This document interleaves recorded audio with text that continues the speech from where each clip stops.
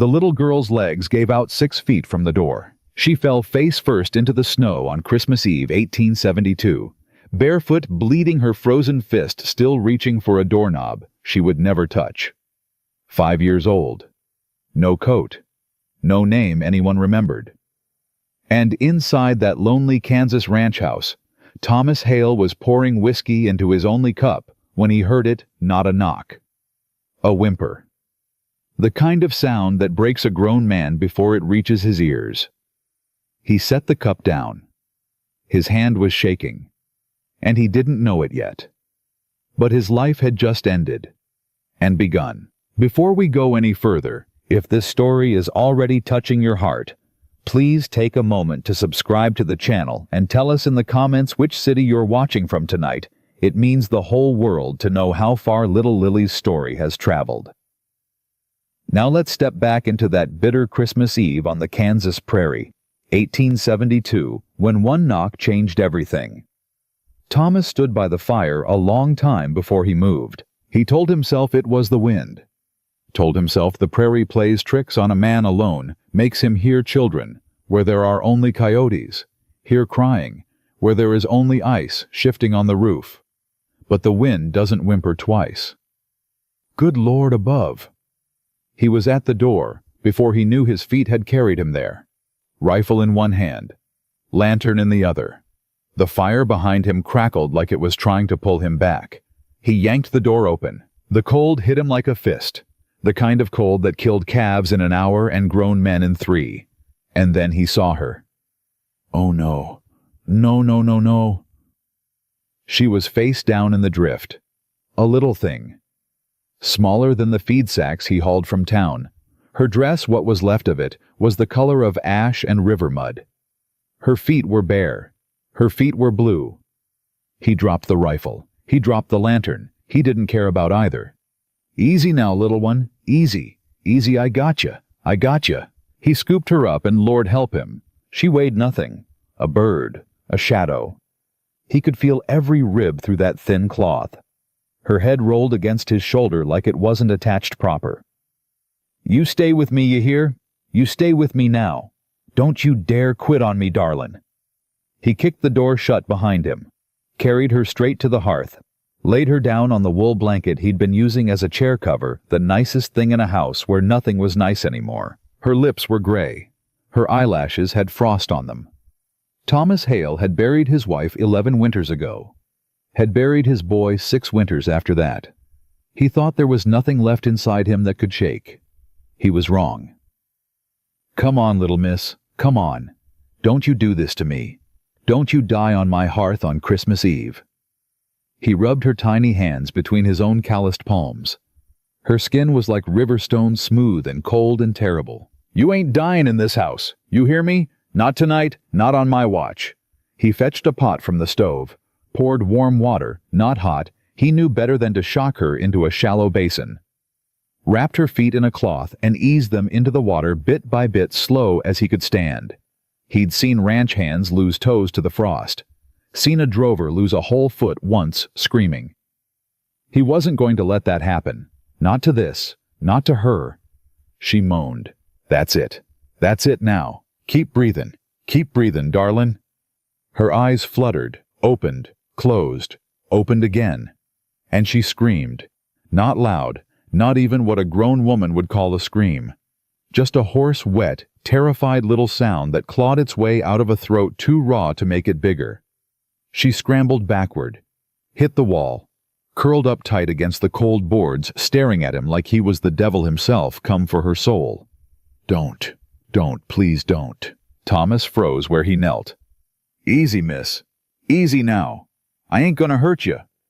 Please, mister, I didn't mean to. I'll go. I'll go right now, I promise I'll go. Child, listen. I'm sorry. I'm sorry. I'm sorry. Hey now. I'm sorry. I'm sorry. I'm sorry. She was trying to stand. Her legs wouldn't hold her. She fell, got up, fell again. Still trying to crawl toward the door, toward the snow, toward whatever cold road had spat her onto his porch. Thomas Hale had broken horses his whole life. He knew what a creature looked like when it had been hit too many times. He sat back on his heels, put his hands flat on his knees where she could see them, didn't reach, didn't grab, just spoke. "Miss, listen to me now. Listen real careful." She froze, still trembling, still trying to get small. "It's Christmas Eve, ma'am. Ain't nobody going out in that snow. Not you, not me, not a living soul with half a sense, so you stay right where you are. You're not gonna... Not gonna... What, little one?" She couldn't say it. Her mouth opened and closed, but no word came. He understood anyway. And somewhere inside his chest, something that had been tight for 11 years went tighter still and then cracked. "No, ma'am. Nobody's gonna hit you in this house. Nobody's gonna holler at you. Nobody's sending you back out into that snow. You got my word. And around here, a man's word is the only thing worth more than coin." She didn't believe him. He could see that plain. She was 5 years old, and she already didn't believe in kindness. He stood up slow. Every movement telegraphed. "I'm gonna sit over yonder at the table. You stay by the fire. You get warm. That's all. Just get warm." He walked to the table. Sat down. Didn't look at her. A man who'd trained enough wild things to know that eyes were pressure, and pressure was the last thing that child needed right now. She watched him for a long time. A long, long time. Then inch by inch, she let her back slide down that wall. She didn't come to the fire, not yet. But she didn't run for the door either. Thomas let out a breath he hadn't known he was holding. "You got a name, little one?" Silence. "You don't have to tell me, just askin'." More silence. Then so quiet, he barely caught it. "Lily." "Lily, that's a right pretty name." "Lily Carter." "Well, Miss Lily Carter, I'm Thomas Hale. This here's my place. Been mine a long while now. Ain't much, but it's warm, and the roof ain't leaked since '68. She was staring at the fire, like she'd forgotten what fire was, like she was afraid to want it too much. "Lily." "Yes, sir." "When's the last time you ate something?" She didn't answer. "Miss Lily." "I don't know, sir." "A day too." "I don't know." "Fair enough." He stood. She flinched her whole body like he'd raised a hand. He sat back down immediately. "I'm just fixin' to grab a plate, ma'am. That's all. You stay right where you are." He rose slower this time. Walked slower. Made every move where she could see it. Went to the stove. Lifted the heavy iron lid off the pot. Beans. Half a plate's worth. Maybe less. A heel of dry bread hard enough to hammer a nail. A thin strip of salt pork he'd been saving for Christmas morning, the last piece. That was it. That was the whole larder. The snow had come early this year. The drive to town was 2 days in good weather, and there was no good weather coming. The sky had been the color of a bruise for a week straight. He'd stretched what he had for 2 weeks, and this was what was left. If he gave it to her, he didn't eat tomorrow. Didn't eat the day after, most likely. Didn't eat till the roads cleared, and the Lord alone knew when that would be. He stood there holding that plate, and then he heard her stomach growl from across the room. A hollow, aching sound that had no business coming out of something that small. Thomas Hale closed his eyes. "Aw, hell." He carried the plate over. Set it on the floor a few feet from her, not too close, not too far. Took a fork from his pocket. Laid it beside the plate. "Eat." She stared at the food. Didn't move. "Go on, Lily. It's yours." "All of it, sir." "All of it." "But..." "Ain't no but. You eat." "But what about you?" 11 years of silence in that ranch, and that was the question that near put him on the floor. He cleared his throat. Twice. "I ate earlier," he lied. "Got me a full belly. Truth is, you'd be doing me a favor. Food goes bad if nobody eats it." She looked up at him, and in those big brown eyes, eyes that had seen more than any child's eyes, had a right to see, there was something close to suspicion. She knew he was lying. She knew, and she was still hungry, and she was 5 years old, and she didn't know what to do with a kindness that seemed to have a price she couldn't pay. "It's Christmas, miss," Thomas said softer now. "On Christmas folks share. That's the only rule. You eat, and it means Christmas came to this house this year. You don't eat, and I got nothing. So help an old man out." Her hand crept toward the plate, stopped, crept again. She picked up a single bean, put it in her mouth like it might explode, chewed twice, swallowed. And then she broke. She pulled that plate to her chest, and she ate not like a child, but like a starved animal that had forgotten it was human.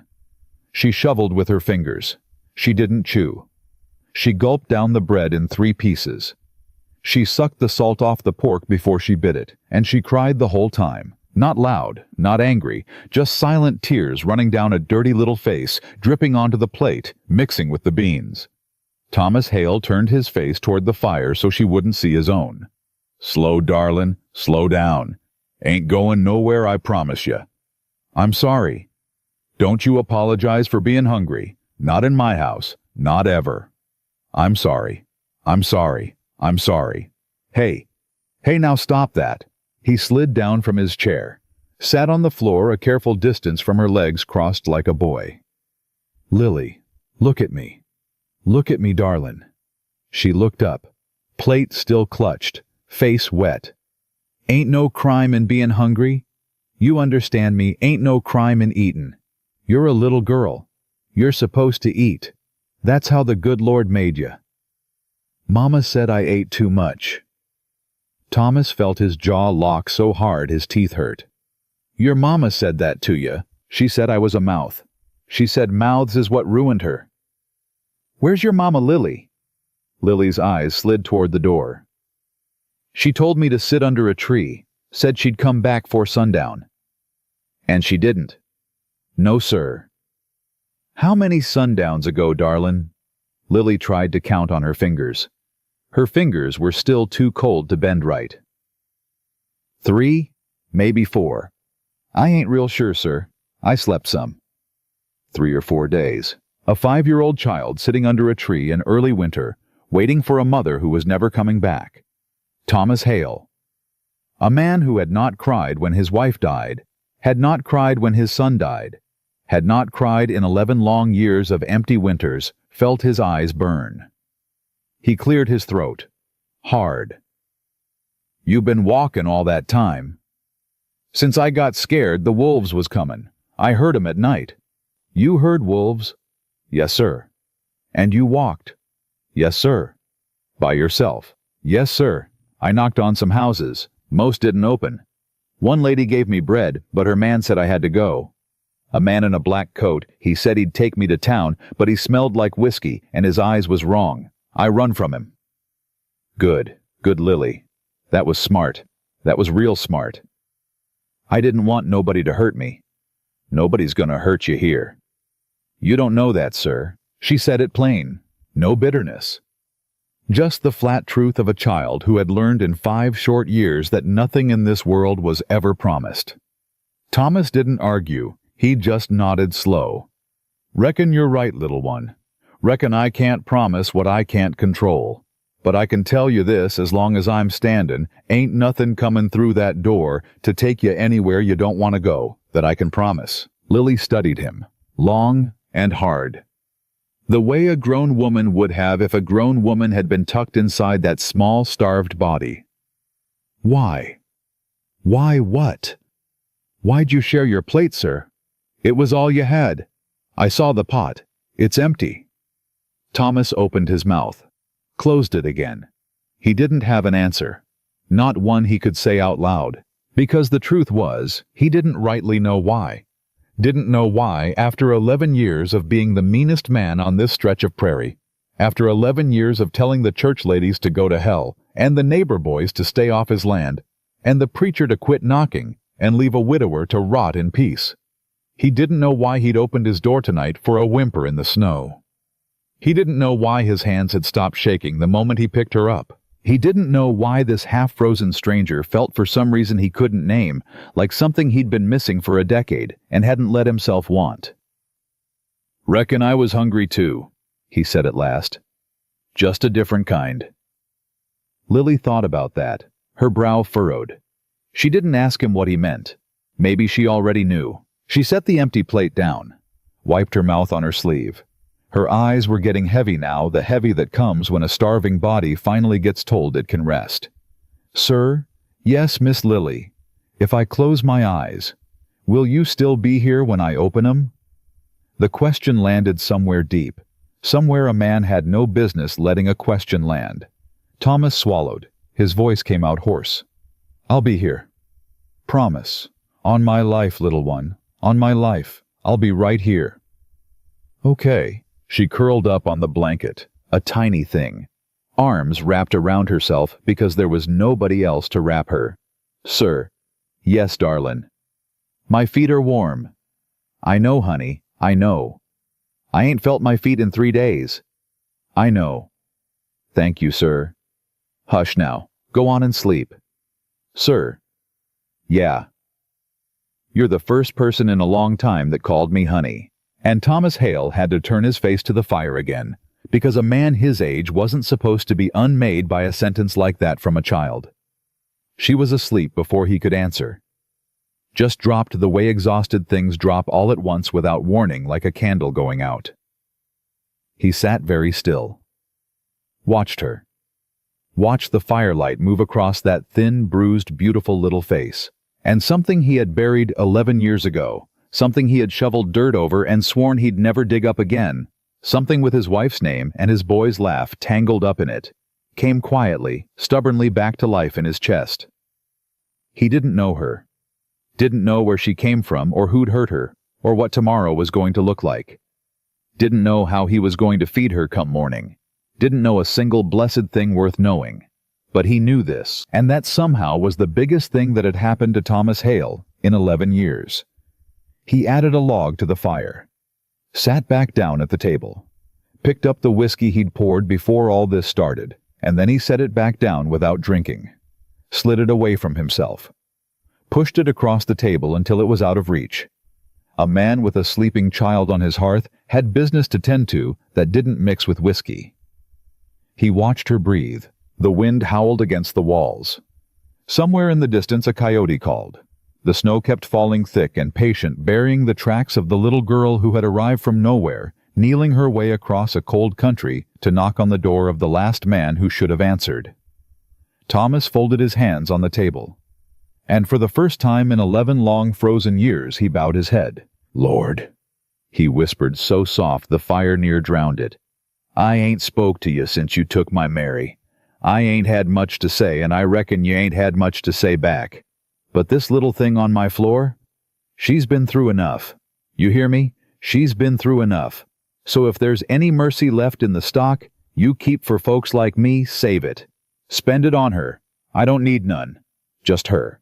He lifted his head. The fire cracked. The girl slept on. And Thomas Hale, widowed rancher, bitter man, stranger to his own kindness, sat up through the longest, quietest, most wondrous night of his life, watching over a child the world had thrown away. The sun came up the color of a bruise. Thomas was still at the table when it did. Hadn't slept a wink. Hadn't moved except to feed the fire twice and pull his coat a little tighter around the sleeping child. He watched her breathe. That was the whole of his morning. Just watching her little chest rise, fall, rise, fall. Like a man who'd been handed a newborn calf and was afraid if he looked away, it'd quit on him. Then her eyes snapped open. Not slow, not sleepy. Wide the way a hunted thing wakes. She sat bolt upright. Her hand shot to her chest like she was checking her own heartbeat. Easy, darlin'. You're in my house. Remember me. Mr. Thomas. That's right, Lily. You made it through the night. She looked down at the coat covering her, touched it with one finger, careful, like it might bite. Whose is this? Mine. You put it on me. Sure did. Why? 'Cause you was cold. She pulled the coat off, folded it, tried to fold it, her little fingers fumbling with wool thick as a saddle blanket. She set it on the floor at his feet. I ain't earned it, sir. Lily. I don't take things I ain't earned. Darlin', a coat ain't a thing to earn. It's a thing a man gives when the nights are cold. Mama said, Mama ain't here. He said it quicker and sharper than he meant, and he watched her flinch for it, and he hated himself for a full second before he spoke again. I'm sorry, little one. I didn't mean to holler. I'm just sayin' you don't owe me for that coat, not one thing. You hear? She didn't answer. She stood up, wobbled, caught herself on the wall. Sir, where's the privy? Out back. I'll walk you. I can go by myself. Snow's deep as your waist, honey. You'll walk with me or you'll wait. Them's your choices. She chose to walk with him. He gave her his second-best blanket to wrap around her shoulders and a pair of his old wool socks that came up past her knees. He carried her the last 20 feet, because the drift was too deep, and she went stiff as a fence post in his arms the whole way. But she didn't fight him. When they got back inside, she stood in the middle of the room looking at the walls like she was trying to memorize them. How long can I stay, sir?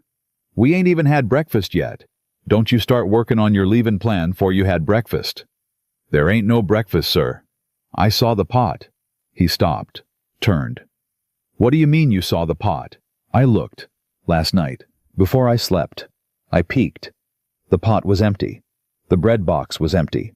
There's a bit of flour in the tin, and a cup of coffee grounds, and that's the whole of it, sir. Lily Carter. Yes, sir. You spied on my larder. Yes, sir. At 5 years old. Yes, sir. Why? She looked at the floor. So I'd know how bad to feel. He had to sit down for that one. He pulled a chair out, dropped into it like his legs had quit. Come here, Lily. Sir, come here. Sit. She came slow. Stopped 3 feet off. He patted the chair across the table. Sit down, child. She sat, hands in her lap, back straight, a little soldier waiting for orders. Now you listen to me. And you listen real good, 'cause I ain't gonna say it twice. Is that plate I gave you last night the reason you think you cost me something? Yes, sir. You think you're a debt? Yes, sir. Who told you that? Mama. Anybody else? The man with the whiskey breath. He said he could sell me for $4 if I was clean. He said I was worth $4 if I'd quit crying. The silence that came after that was the loudest silence the house had held in a long time. Thomas put both hands flat on the table, stared at them, breathed.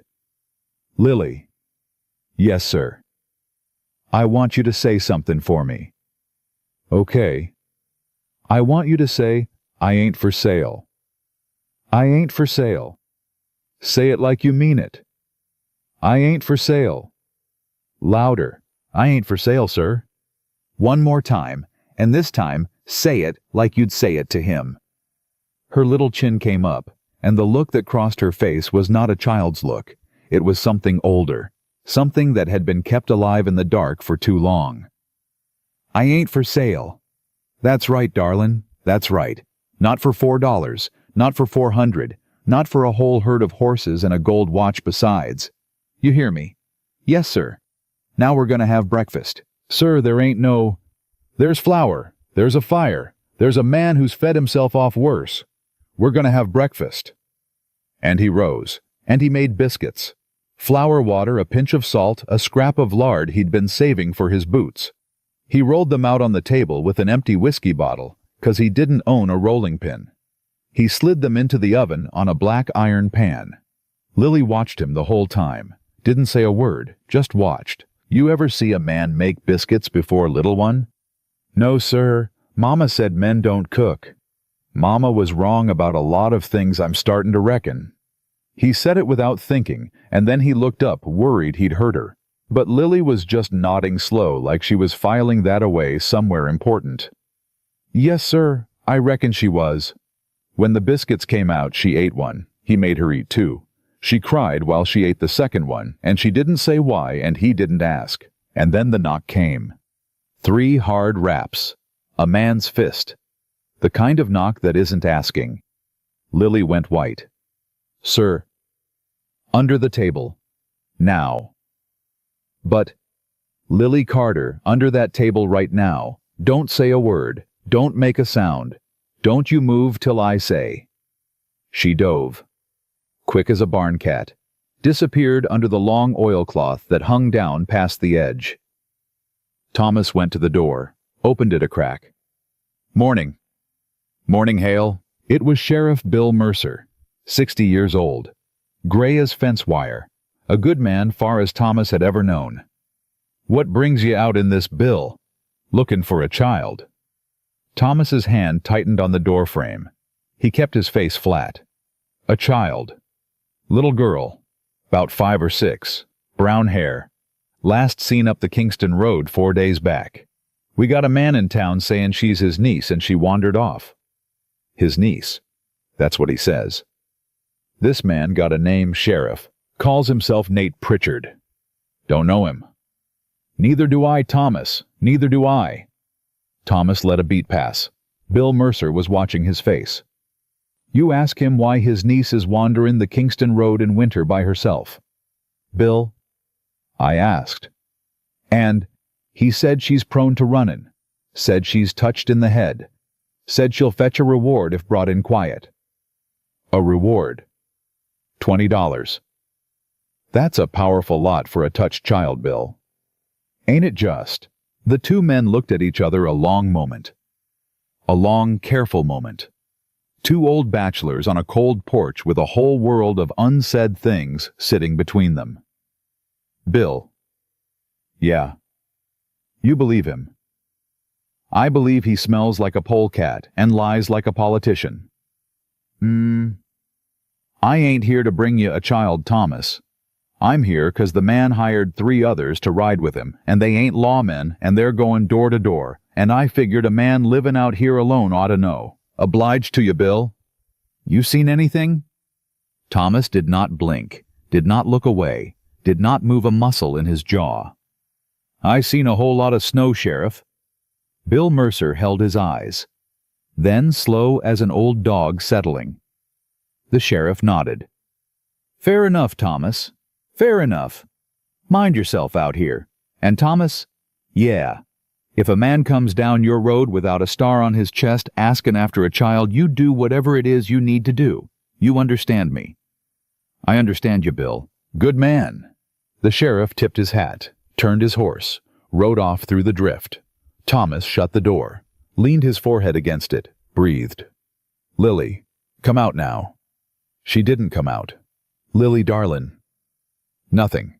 He lifted the oilcloth.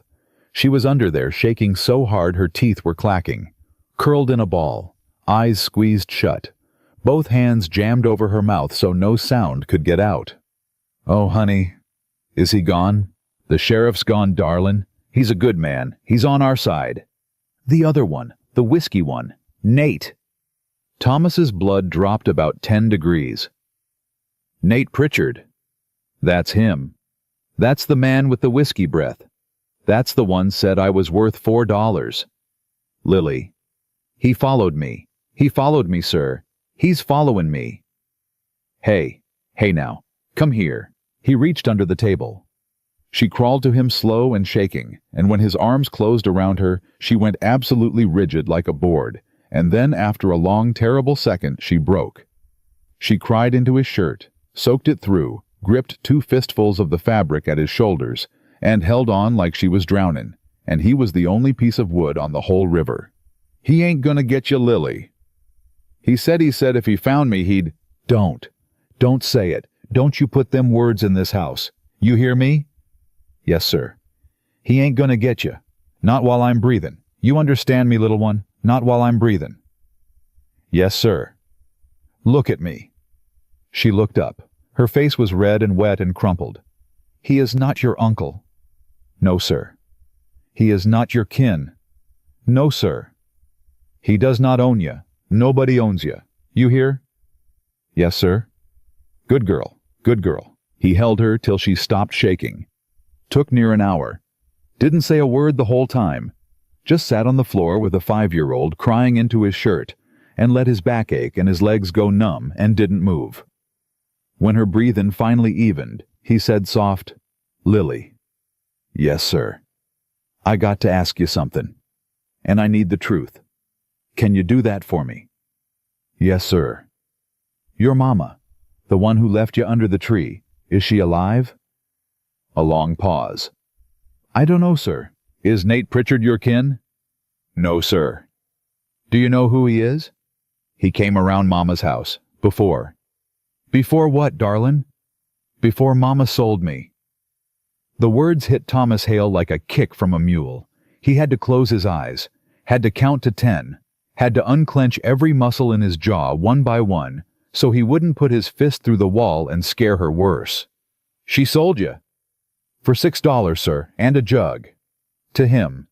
Yes, sir. And you run. First chance. I waited till he was sleepin'. I took his jerky. I run 3 nights, then I got lost. Then a lady helped a little. Then the tree. Then the snow. Then your door. Lily Carter.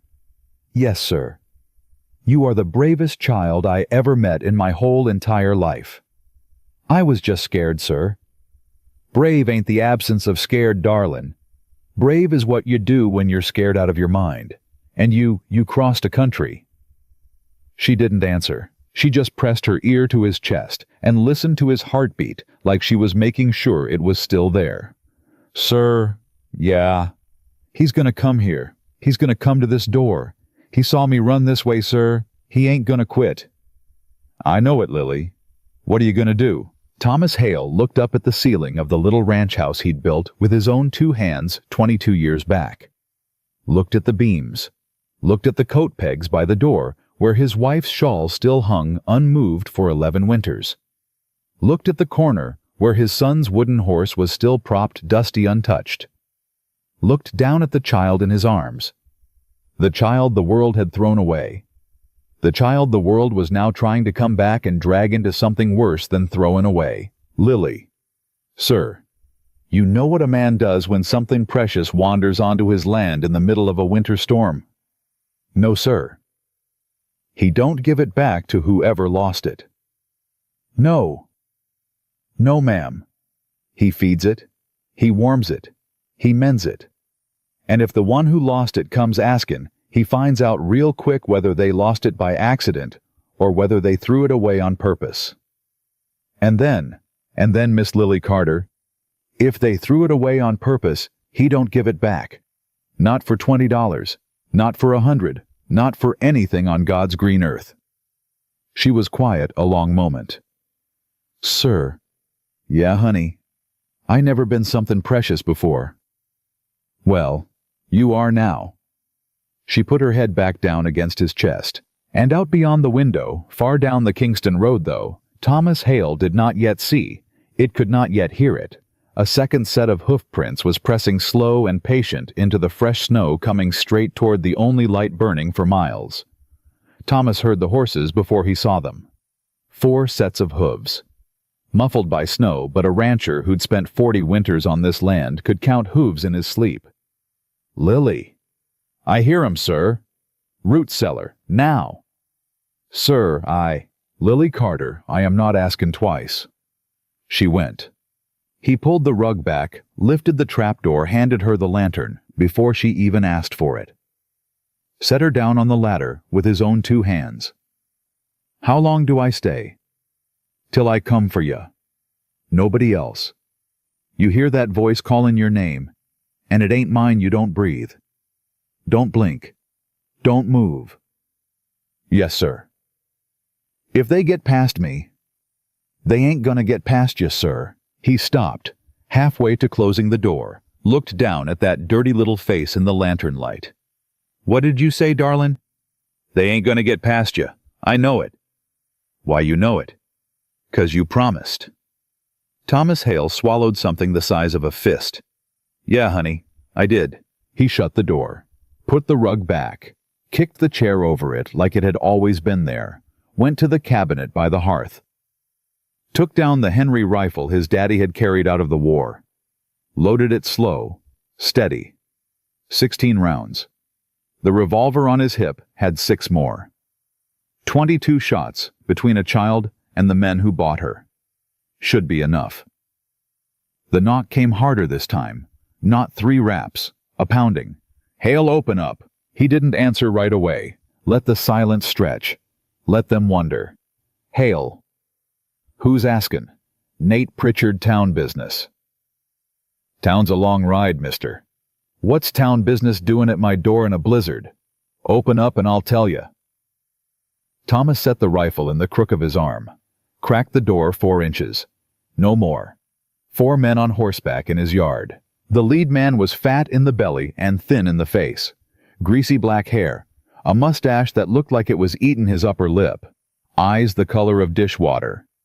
Thomas could smell the whiskey on him from 6 feet off. "Well, you Thomas Hale?" "I am." "Name's Pritchard.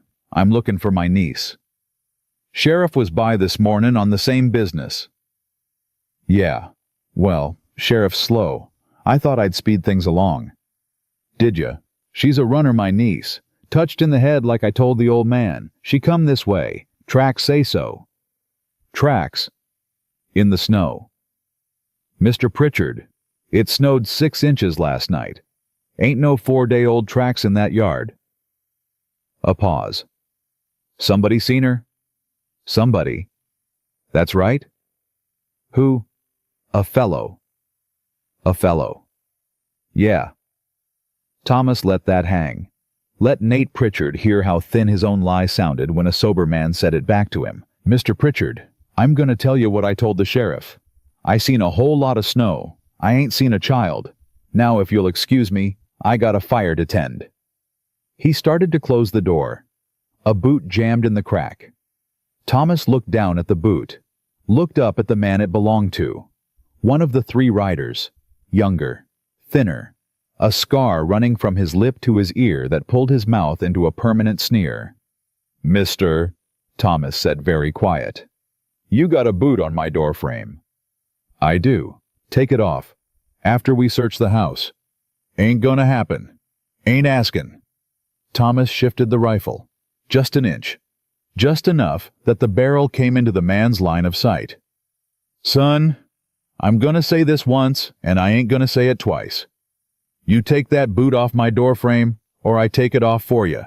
And the foot with it." The boot did not move. "Nate," the scarred man said, not taking his eyes off Thomas. "The old man's hiding something."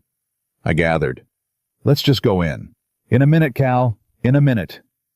Nate Pritchard swung down from his saddle, walked up the 3 steps to the porch, stopped just behind the scarred man, close enough Thomas could see the pockmarks on his nose. "Hale, we don't want no trouble." "Then get off my land." "That girl's worth $20 to me. I'll give you 5 of it if you hand her over quiet." $5. "That's a month of supplies, old-timer. In weather like this, that's livin'." "I said I ain't seen a girl. I think you have." "Then you think wrong." Nate smiled. Not a nice smile. "Cal." "Yeah." "Go round the back." "No." Thomas said it loud enough the horses startled. "Nobody's going around the back. Nobody's going inside. Nobody's taken one more step on this porch. You got 10 seconds to be on your horses." "Or what, old man?" "Or I start shootin'. Over a girl that ain't yours. Over a trespass. Which it is. And which the law is on my side about. Which your sheriff will confirm when I ride into town in the morning to report 4 men tried to force entry to my home." That got Nate. Thomas saw it cross his face just for a second. The thinking. The calculating. A crooked man who'd figured he was dealing with a lonely widower, suddenly realizing he was dealing with a lonely widower who knew the sheriff by his first name. "Nate." The scarred man again. "He's bluffin'. Am I?" Thomas cocked the Henry. The sound of it was the loudest sound in that yard. "Cal, get off the man's porch." "Nate, get off." Cal stepped back, slow, hand drifting toward his own hip. "Don't," Thomas said. Cal's hand stopped. "Good boy. Now you and your friends mount up. You ride out the way you come in, and you don't come back. 'Cause if you do, if I see one hoof print on this road that ain't a lawman's or a neighbor's, I'm gonna stop asking questions and start answering 'em with lead. Is that understood?" Nate Pritchard stared at him a long moment. "This ain't over, Hale." "It is for today. I'll be back with paper, legal paper, saying she's mine. Then you bring your paper, and I'll bring mine, and we'll let the judge sort out why a man's niece run 3 nights through a blizzard to get away from him." Nate's face went ugly. "You don't know what you're getting into, old-timer." "I reckon I do. That child ain't a child. She's a debt." "Get off my land." "She owes me." "Get off my land." They mounted up, slow, dragging every second like they were waiting for him to blink. He did not blink. They rode out. Thomas stood on that porch with the Henry shouldered until the last tail had disappeared around the bend. Then another minute. Then another. Then he sat down on the step. His legs were shaking. His whole body was shaking. He'd held it together for 9 minutes, and now it was coming out of him all at once, the cold, the fear, the 11 years of forgetting what it was to have something worth losing. He sat there on the step in 10-degree weather with no coat and shook. Then he stood up.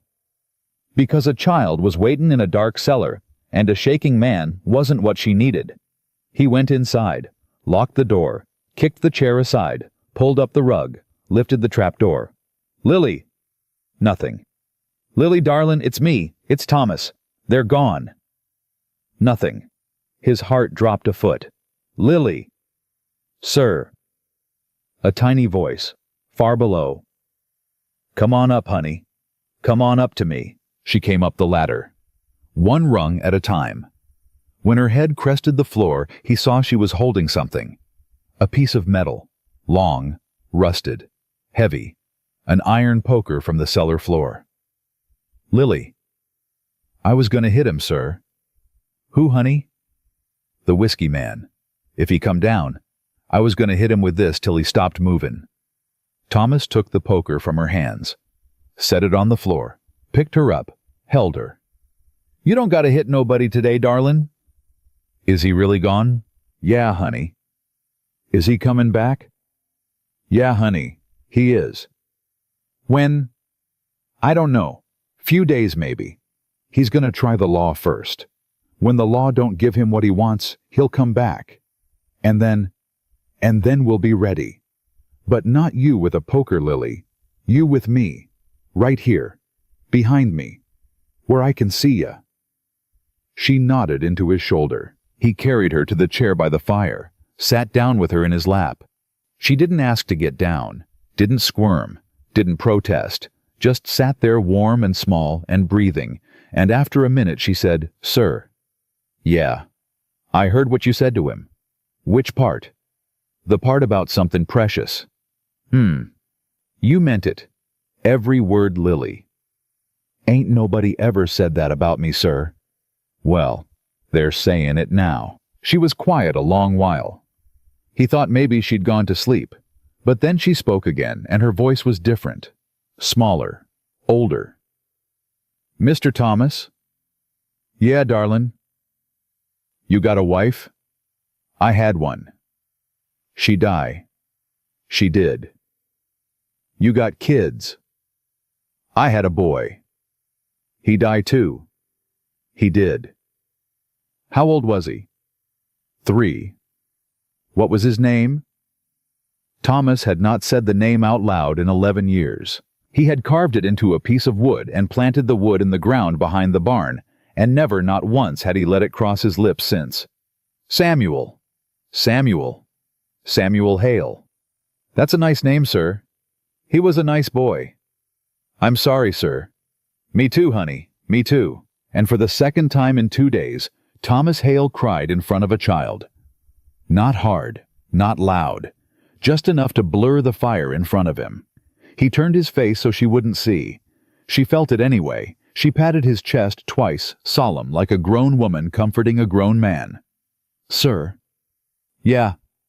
"I'm gonna be good." "Lily." "I'm gonna be good so you don't send me away.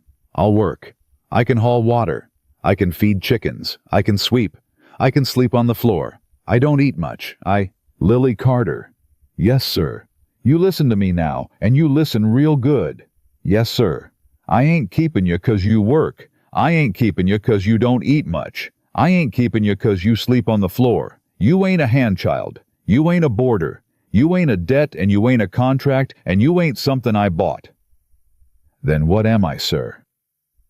He opened his mouth, and the word came out before he knew it was coming. "Mine." She looked up at him.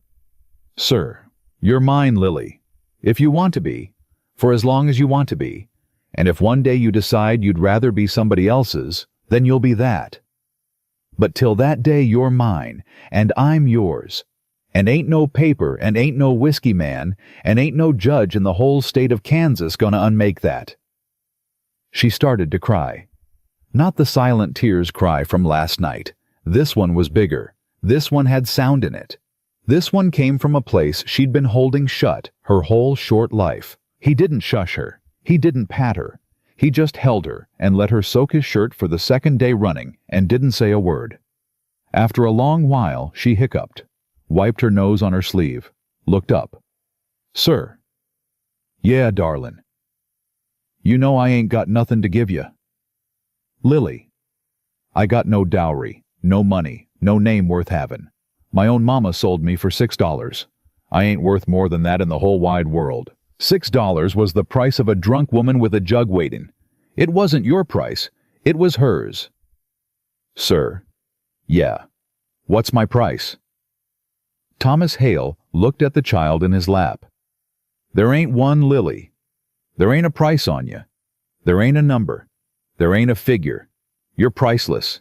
You hear me? Priceless. There's no amount of money in this whole country could buy you off this ranch. Not from me, not ever.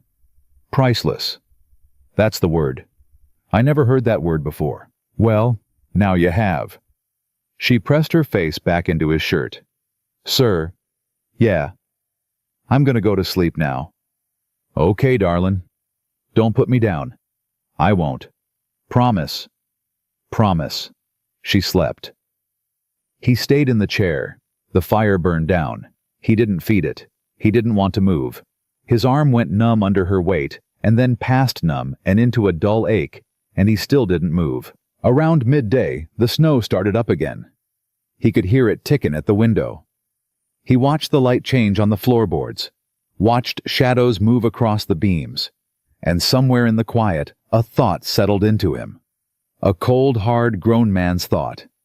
Nate Pritchard was coming back. He would come back with paper, or with men, or with a lie thick enough to fool a circuit judge.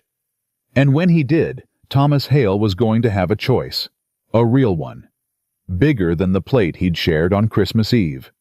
Bigger than the door he'd opened in the snow. He was going to have to decide whether he was willing to do more than defend his porch. Whether he was willing to ride. Whether he was willing to go into town. To stand before the sheriff. To stand before the judge. To stand before the whole goddamn county if it came to it, and look them in the eye and say, "This child is mine. Not because I sired her. Not because I bought her.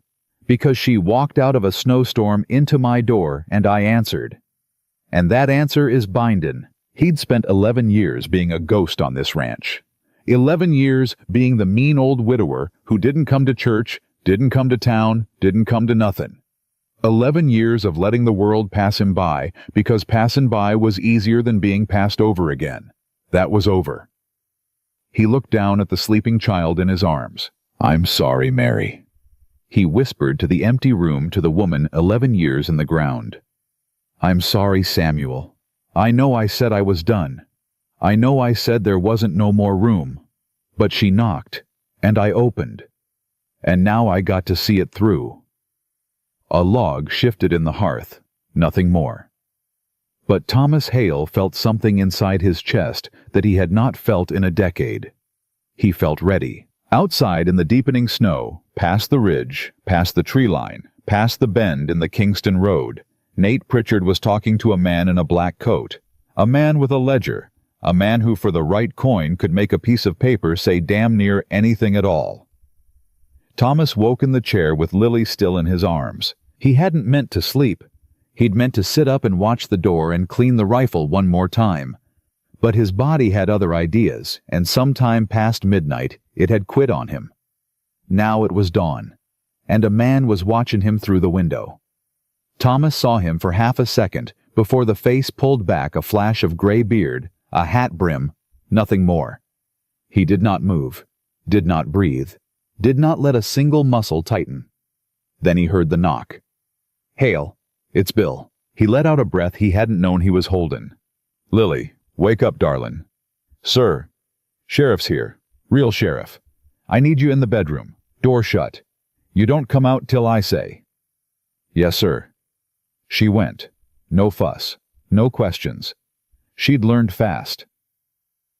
Thomas opened the front door. Bill Mercer stood on the porch with another man behind him. A tall fellow in a black coat, spectacles, a leather satchel. "Mornin', Bill." "Mornin', Thomas. This here's Judge Wilcott, up from Topeka, riding the winter circuit." "Judge?" "Mr. Hale." Thomas did not move from the doorway. "Can we come in?" "Thomas?" "What's this about, Bill?" "It's about a piece of paper Nate Pritchard walked into my office with at 5 o'clock this morning." Thomas felt it drop in his chest, cold as a stone. "What paper?" "Indenture contract, signed and dated. Says a Lily Carter, age 5, was legally bound to him for a term of 10 years by her mother, one Hannah Carter, in exchange for the sum of $6 and a jug of corn whiskey. That contract's forged." "Maybe it is." "It ain't maybe, Bill. That child is in my house, and she told me herself her mama sold her to him. Only she said sold, not bound. There's a difference, and that difference has the word forged written all over it." "Thomas, and even if it weren't forged, a mother ain't got the legal right to indenture a 5-year-old to a grown man for 10 years. Not in the state of Kansas. Not in any state I ever heard of." The judge's eyebrows went up a notch. "You know something about indenture law, Mr. Hale?" "I know my letters, and I know a bill of sale when I see one, even if it's wearing a pretty bow." "May we come in, sir?" Thomas stepped aside. "Mind the chair. And mind your voices. There's a child in the next room who ain't slept through a night in a week, and I'd appreciate it if you didn't undo the little sleep she got." They came in. The judge looked around the ranch, the way city men look at ranches, quick dismissive, already writing his report in his head. Bill Mercer did not look around. Bill Mercer looked at Thomas. "Thomas, where is she?" "Safe." "I need to see her." "Why?" "'Cause Judge Wilcott's got to verify she matches the description on the contract. And 'cause I got to hear her tell it in her own words, not yours." "Bill, Thomas, listen to me. Listen real careful. That man walked into my office at 5 this morning, and he had paper, good paper, signed paper, witnesses and all. If I don't bring the child in front of the judge, and if the judge don't hear her speak, then Nate Pritchard walks out of town at noon with a warrant. And that warrant says I hand her over to him, wearing my star. By law. You understand what I'm telling you?" Thomas's jaw worked. "Bring her out." "Bill, bring her out, Thomas. You trust me or you don't." Thomas went to the bedroom door, knocked soft. "Lily, honey, come on out." She came, small as ever, hair uncombed, wearing one of his old shirts that hung down past her knees, 'cause her dress was drying by the fire. She saw the two strangers and stopped dead. "It's okay, darlin'. This here's Sheriff Bill, the one I told you about, the good one, and that's Judge Wilcott. He's here to listen to you." "Listen to me, sir." "Yeah, just listen." "Listen to what?" Judge Wilcott crouched down, slow. He had the sense at least not to reach. "Young miss, my name is Judge Francis Wilcott. I want you to know that you are safe in this room. No one here will harm you. Do you understand?" "Yes, sir." "I need to ask you some questions. And I need you to tell me the truth, even if the truth is hard. Will you do that?" "Yes, sir." "What is your name?" "Lily Carter." "How old are you?" 5, sir." "Is your mother living?" Lily paused. "I don't know, sir." "When did you last see her?" "She left me under a tree, 4 sundowns before I come here." "Why did she leave you?" Lily's mouth pressed thin. "'Cause she sold me, sir." The judge stopped writing in his notebook. She sold you. Yes, sir. To whom? The man with the whiskey breath, Nate Pritchard. For how much? $6 and a jug, sir. Did you want to go with him? No, sir. Did your mother explain to you what was happening? She said I was a debt. She said she owed folks. She said a man come to the house and said he'd take care of it if she'd give him me. And she agreed. Yes, sir. She cried some, but she agreed. What happened then? He took me. He put me in a wagon. We rode 3 days. On the third night he drank the jug and fell asleep. I took his jerky and I run. You ran. Yes, sir. 3 nights. Then the snow come. Then I got lost. Then I knocked on Mr. Thomas's door. Judge Wilcott closed his notebook. He stood up, slow, turned to Bill Mercer. Sheriff? Yes, Judge. That contract is void. Thomas's knees near gave out. Void, sir. A parent cannot sell a child. They may indenture under very specific legal conditions, none of which are met here. The transaction she describes is not indenture. It is traffic. And traffic in human beings, regardless of the age of the victim or the color of her skin, has been illegal in this country since 1865, Mr. Pritchard's opinions notwithstanding. Any paper he has is worth less than the ink used to write it. So she stays judge. She stays where she is safe, Mr. Hale. That's the question in front of this court now. She's safe here. I see that she is. Judge, Mr. Hale, I have been riding the Kansas circuit 21 years. I have seen a great many things. I have seen children taken from loving homes on account of paper. I have seen children kept in terrible ones on account of blood.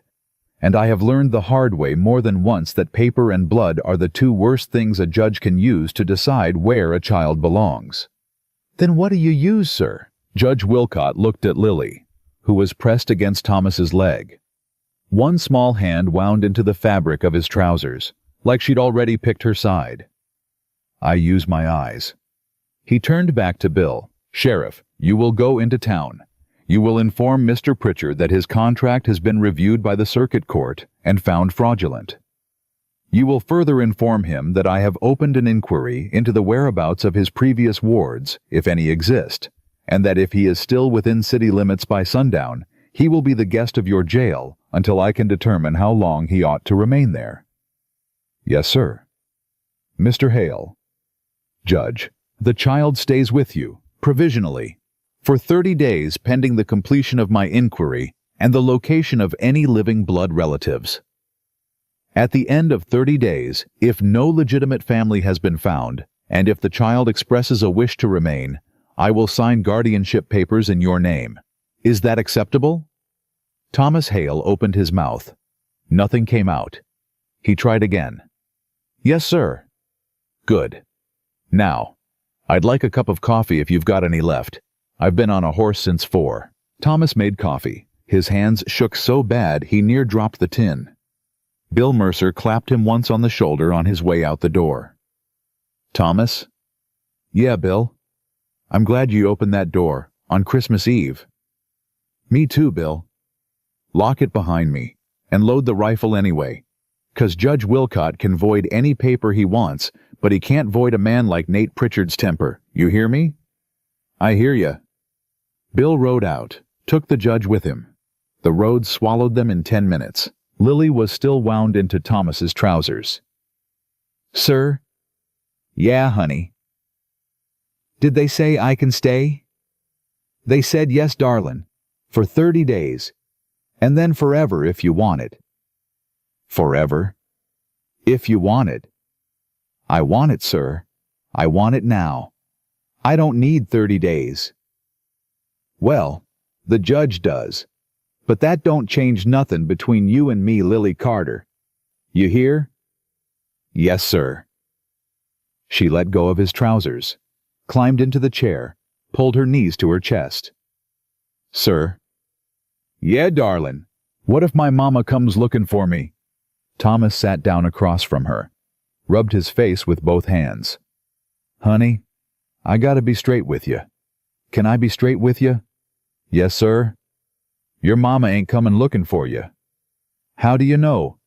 'Cause a mama who sells her baby don't come back. She just don't, Lily. I'm sorry. I'm real sorry. But she's gone wherever she is, and she ain't gonna be the one knocking on this door. Lily nodded. Slow. I reckon, sir. You reckoned? Yes, sir. I've been reckoning it for a while. You're too young to have to reckon something like that, darlin'. Maybe, but I did. She was quiet a long time. Then, sir. Yeah. Can I call you something else? Like what? I don't know. Something that ain't sir. Thomas swallowed. You call me whatever feels right, Lily. What did your boy call you? The question hit him sideways, clean and sharp and out of nowhere. He called me Pa. Pa? Yeah. Was it a good word? Best word I ever heard, darlin'. Can I have it? Thomas Hale. 61 years old, two-time widower, to grief 11 years a ghost, put his face in his hands. And he wept. Full out. Shaking shoulders. No sound. Just the kind of crying a man does when something he'd locked up for good breaks open anyway. Lily climbed out of her chair. Walked over. Put both of her small hands on his knee. Pa, is that okay if I say it? Yeah, honey, that's okay. That's real okay. Don't cry, Pa. I ain't crying, little one. Yes, you are, but it's all right. I figure some cryin's the good kind. He pulled her into his lap, held her, rocked once, twice. Lily. Yeah, Pa. You got any idea what you just done to this old man? No, sir, Pa. You just put something back in his chest he thought was dead 11 years. Is that a good thing? That's the best thing, darlin'. That's the best thing there is. They sat a long while. The fire crackled. Outside the snow was coming down again softer, though. A quiet kind of snow. The kind that covered things and didn't bury them. Then she said it. Pa? Yeah. There was another girl. Thomas went still. Another girl. With the whiskey man, before me. What do you mean, Lily? In the wagon. When he took me. There was a little sack under the seat. It had a dress in it. Red ribbon, real little, not my size. And a doll, wooden, with one eye painted off. Lily. It weren't mine, Pa. I never had a doll, not ever. So whose was it? Thomas Hale felt the whole room go cold. Did he say anything about it? About her? He said the last one cried too much. He said if I cried too much, I'd go where she went. Where'd she go, honey? He didn't say, Pa, but he smiled when he said it, and it weren't a good smile. Thomas stood up, set her in the chair, went to the window, looked out at the snow and the tree line and the Kingston Road. Bill Mercer was already an hour gone, the judge with him. And somewhere in town, Nate Pritchard was getting the news that his paper was void, and if Thomas Hale was any kind of judge of men, Nate Pritchard was not a man who took bad news quiet. And now there was another child. Or had been. Somewhere. Somewhere Nate Pritchard had smiled about. Pa? Yeah, honey. I should have told you sooner. No, darlin'. You did right. You told me now. What are you gonna do? I'm gonna saddle a horse. Pa, Lily, listen to me. There might be another little girl out there. Or there might have been. Either way, the judge needs to know. The sheriff needs to know. And I ain't gonna sit at this fire and let that man ride out of town at sundown without somebody hearing about a red ribbon and a wooden doll with one eye. What do I do, Pa? You stay here. You bar the door behind me. You do not open it for anybody but me, not Sheriff Bill, not the judge, not the preacher, not the Lord Almighty himself. You wait for my voice. Then 3 knocks. Slow. Like this. He rapped the table. Knock, knock, knock. 3 slow knocks, and my voice. Yes, Pa. If anybody else comes, anybody, you go down the cellar and you don't come up. Not for a fire, not for water, not for a thing. Not till my voice calls you. Yes, Pa. You got the poker? I got the poker. Good girl. He pulled on his coat, his boots, his hat, loaded the revolver, pocketed extra shells, took the Henry down one more time. At the door he stopped. Lily. Yeah, Pa. I said something to you yesterday about not leaving while I'm breathing. That still stands. I'm coming back. You hear me? I am coming back. Before dark, on my word. Yes, Pa. Say it back. You're coming back, before dark, on your word. Good girl. Bar the door. He stepped out. He heard the bar drop behind him. He heard her small footsteps go to the window. He did not look back.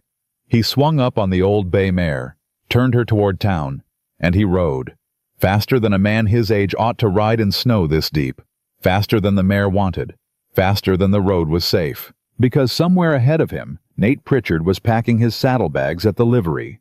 And somewhere behind in a ranch house with a barred door was a 5-year-old girl who had just not 10 minutes before called him Pa for the first time in his life. Thomas Hale had one job left in this world. Get to town, tell what he knew, and make damn sure Nate Pritchard did not ride out of Kansas breathing free, not while there was still a red ribbon and a wooden doll with one eye unaccounted for in that man's wagon. The mare dug in. The snow flew up behind her hooves. And somewhere between the ranch and the town, out past the second bend, where the cottonwoods grew thick, and the road narrowed to a single track, a rider waited, tucked back into the trees, watching Thomas Hale come up the Kingston Road alone. The mare felt the rider before Thomas did. She tossed her head, skittered sideways. Thomas brought her back with his knees and one hand on the reins, and the other hand, slow, steady, slid down to the Henry in its scabbard. Easy, girl. Easy. Mr. Hale? The voice came from the cottonwoods on his left. Come on out, Cal. The scarred man walked his horse out of the tree line, rifle across the saddle, not pointed, not yet. Thought I smelled you in there, Thomas said. Wood smoke on a man who ain't been near a hearth. You're a long way from home, old-timer. Road's free. Reckon it is. You plan on keeping it free, or you plan on doing something stupid? Cal smiled, that pulled-tight sneer that Scar had given him. Nate said you'd come. Nate was right. Nate said the old man wouldn't sit still, said he'd ride for town the minute he got the chance, said all we had to do was wait on the road. And here you are. Here I am. Where's Nate? Town. Other end, in case you rode the south route. He sent you alone. He didn't think it'd take more than one. Thomas let that hang. Let Cal hear his own arrogance bounce back. Cal. Yeah. How old are you, son? None of your business. I'll guess 26, 27, 25. 25. Well, I'm 61. I've been on a horse since I was younger than you are now. I've been shooting longer than your daddy been breathing. And I got something today I ain't had in 11 years. Yeah.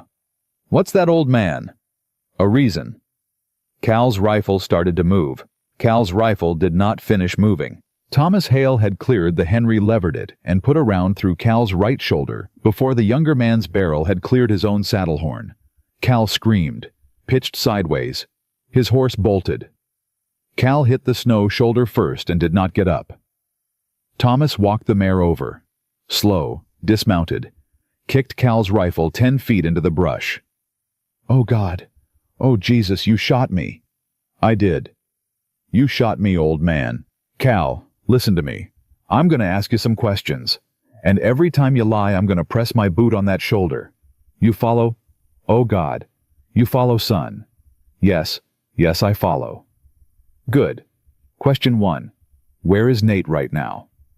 Livery. Packing his saddlebags. He's riding out at noon. Question 2. The girl before Lily. The one with the red ribbon. Where is she? Cal's face went the color of old paper. What? You heard me. I don't... Thomas put a boot on the shoulder. Cal screamed. Where is she, Cal? Okay, stop. Thomas lifted the boot. He had one before her. Name was Annie. 6 years old. He took her off a widow woman over in Shawnee County, same way bought her off a drunk mama. She got away too. Ran into a prairie fire summer before last. Nate told everybody she burned up. Did she? No. Where is she, Cal? I don't know. Honest to God. He sold her. To a man in Missouri. 2 years back. Before I was running with him. That's all he told me, I swear. You swear. On my mama's grave. Your mama ain't dead. She is too. Cal, you are the worst liar I ever met in my whole life. But I believe you about Missouri, 'cause a man sharp enough to make up that lie would have made up a better one. Get up. I can't, Mr. Hale. My shoulder, I think it's broke. It's broke. Get up anyway. Cal got up, swayed. Thomas pushed him toward the mare. You're riding in with me. You're going to tell the sheriff everything you just told me. You're going to tell the judge. And then you're going to tell him about Missouri. Every name, every town, every date. You understand? Yes, sir. And if you try to run, if you so much as flinch the wrong direction, I am going to put the next round in a place a lot more tender than your shoulder. Is that clear?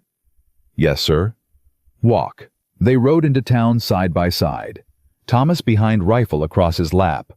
Cal in front, one arm hanging, useless blood freezing on his coat. Bill Mercer was on the steps of his office. He saw them coming a quarter-mile out. He didn't move, didn't call, didn't draw. Just waited. Bill. Thomas. Got a man here says he's got business with you. Does he now?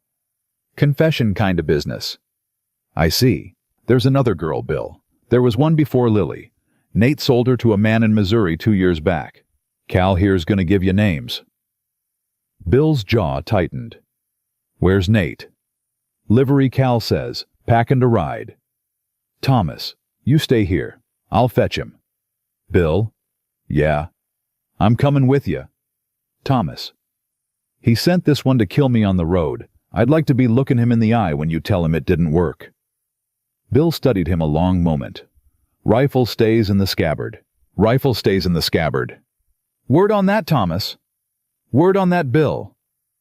They walked down Main together. A dozen folks saw them go. A dozen folks saw Cal slumped on Thomas's horse shoulder bleeding, and a dozen folks knew the way small towns know that something had turned. Nate Pritchard was tightening a cinch on his saddle when Bill stepped into the livery. Nate.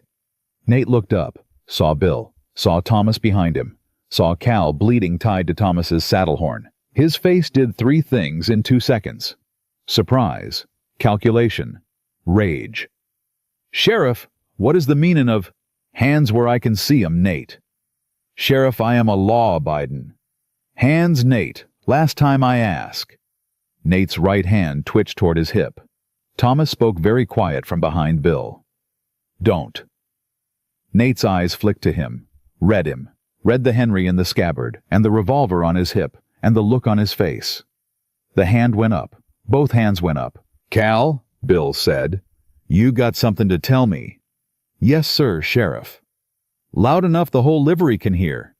Nate Pritchard sent me to kill Thomas Hale on the Kingston Road, and 2 years back he sold a girl named Annie to a man in Missouri after buying her off a widow in Shawnee County. You son of a... Shut up, Nate. Cal, you stupid. Shut up, Nate, or I'll find a reason to shut you up myself. Bill pulled the revolver off Nate's hip, unloaded it, pocketed the bullets. Nate Pritchard, you are under arrest for attempted murder, child traffic, and fraud. Anything you say from this moment can and will be used against you at trial, which will commence as soon as Judge Wilcott finishes his coffee. Now walk. Nate walked. Thomas stood in the livery a long moment after they'd gone, just breathing. The mare flicked her ears at him. Cal was being helped off the saddle by the livery boy. The smith came out of the back. Old Henricks, beard down to his belt buckle. He'd known Thomas 30 years. Thomas. Hank. You all right, son? I ain't been shot. That ain't what I asked. Thomas looked at him. I got a little girl at home, Hank. So I hear. I gotta get back to her. Then go. Go on. Hank. Yeah. Tell Bill I'll ride in tomorrow for the depositions. But I ain't staying in town tonight. I promised her I'd be back 'fore dark. I'll tell him Thomas. Obliged. Thomas? Yeah. Whole town's gonna hear about this by supper. About the old man and the little girl. Folks gonna have opinions. Let 'em. There's gonna be church ladies at your door by Sunday. Then I'll open it, Hank. I'll open the door. Old Henricks nodded slow. A smile cracked that beard in half. Welcome back to the land of the livin' Thomas Hale. Obliged, Hank. He rode home hard. The sun was just touching the tree line when he crested the last rise. His ranch sat there in the snow smoke, curling up from the chimney, a single lamp lit in the window burning for him. He near wept at the sight of it. He swung down, tied the mare, walked to the door. 3 slow knocks. Lily, it's Pa. The bar scraped. The door flew open. She hit him at the knees so hard, she near knocked him backward. Arms locked around his legs, face buried. You came back. You came back, you came back, you came back. I told you I would, darlin'. But you came back. Always, Lily. Always. He picked her up, carried her inside, barred the door behind him. Sat down in the chair by the fire without even taking his coat off, because her arms were around his neck so tight he wasn't sure he could move without her anyway. Pa. Yeah, honey? He's gone. Jail, darlin'. Tomorrow the judge. Then prison. He ain't comin' back. Not ever. And Cal. Jail too, plus a bullet in his shoulder. Did you shoot him, Pa? I did. Good. Lily. I mean it, Pa. Good. Well, all right then. Pa. Yeah. The other girl, Annie. Sheriff's gonna send a wire to Missouri tonight. Judge is gonna help. We're gonna find her, Lily. If she's findable, we're gonna find her. What if she ain't? Then we'll say her name, darlin'. We'll say her name till somebody remembers. That's all any of us can do for the ones we can't save, say their name. Lily nodded, pressed her face into his collar. Pa. Yeah. Can we say it now? Say what, honey? Annie. Thomas swallowed. Annie. Annie? Lily echoed. The fire popped. The wind sighed against the boards. 2 voices, one, old one, small, speaking a name into the dark so the dark couldn't keep it. Pa. Yeah, darlin'. I'm hungry. Thomas Hale laughed. Laughed out loud. Laughed till his ribs hurt.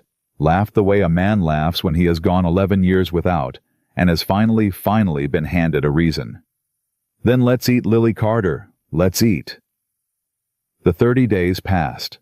Then they passed again. Then winter broke, and spring came, and Judge Wilcott rode back through in April with papers in his saddlebag. He sat at Thomas's table. He drank Thomas's coffee. He watched Lily chase a barn cat across the yard. Mr. Hale. Judge. I've completed my inquiries. Yes, sir. No blood relatives could be located. Mother's whereabouts unknown. Father listed as unknown on every record I could pull. There is legally no one but you. Yes, sir. I have here a petition for permanent guardianship. Your signature makes her yours under the law of the state of Kansas for the remainder of her minor years, at which time she may choose to remain a Hale or return to her given name as she sees fit. Thomas looked out the window. Lily had the cat by the tail. The cat was screaming. Lily was laughing. Judge. Yes, Mr. Hale. She already chose. 6 weeks back. She chose at my hearth. The law needs it in writin', Mr. Hale. Give me the pen. He signed. Lily Hale. The name looked strange on the paper. The name looked right on the paper. The name looked like something that had always been there, and was only just now getting written down. The judge blew on the ink, folded the paper, tucked it into his satchel. Congratulations, Thomas. Obliged, Francis. She's a lucky child. Thomas looked out the window again. At the laughing girl.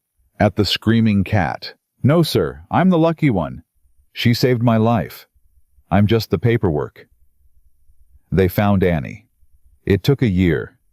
It took 2 federal marshals and a wire to St. Louis, and a preacher in a little town called Rolla who'd been quietly keeping his eyes open. But they found her. 7 years old by then, thin, scared, but alive. The preacher's wife took her, raised her, wrote letters, sent a photograph one Christmas of a girl in a blue dress holding a one-eyed wooden doll. Lily hung that photograph above the mantel. It stayed there 46 years. The ranch changed, not all at once.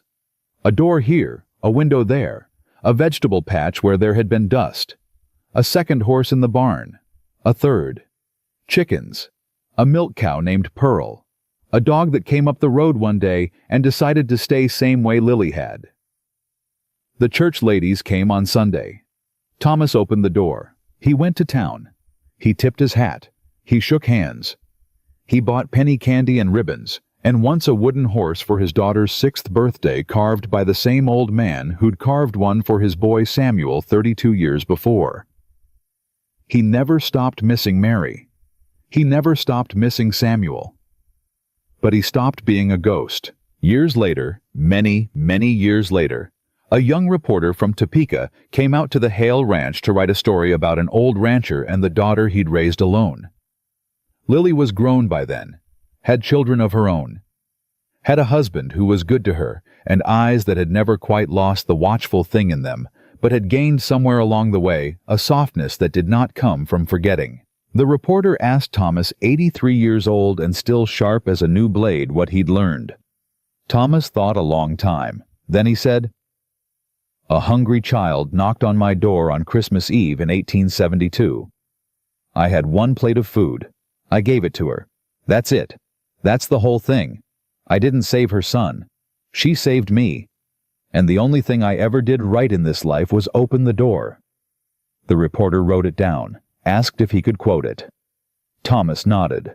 "You quote every word, son, 'cause there's folks out there right now sitting in empty houses thinking they ain't got nothing left to give. And they are wrong. They got a door, and somewhere out in the cold, there's a child knocking, always, every generation, every winter, every Christmas Eve since the world began. There is always a child knocking." He looked out the window toward the ridge where the Kingston Road curved. "And the only question that ever matters, the only one, son, is whether a man will open the door." The reporter closed his notebook. "Mr. Hale, what would you say to that little girl now if you could go back to that night?" Thomas. Hale smiled. He reached out, took the hand of the grown woman sitting beside him, his daughter, his Lily, his priceless thing.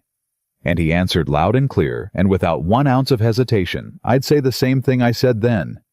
Sit down, darlin'. The door is open, the plate is yours, and you are home. You have always been home. And you will be home in this family, and in this name, and in this heart, until the good Lord calls me back. And then after that too, because love like this does not end when a man does. It does not end. Ever." He squeezed her hand. She squeezed back, and on a bright afternoon, 154 years after a barefoot child collapsed in a snowdrift outside a lonely rancher's door, the answer still stands clear as a bell ringing across the Kansas prairie. No child who knocks on a good man's door goes hungry. No soul who offers half a plate eats alone. And no family built on kindness, on courage, and on the simple sacred choice to open the door. No family like that was ever, is ever, or will ever be anything less than forever. Anything less than forever. Anything less than forever.